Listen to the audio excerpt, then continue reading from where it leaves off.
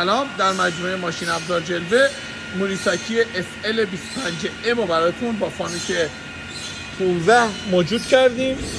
ماشین با 1000 RPM در حال چرخشه.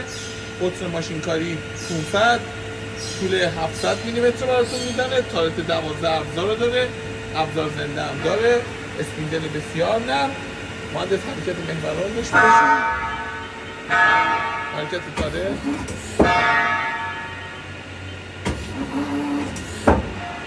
خارج بسیار خوب. حرکت محور زد مانیت،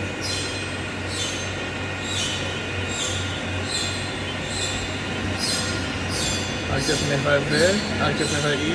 بله، ماشین ابزار زنده هم داره.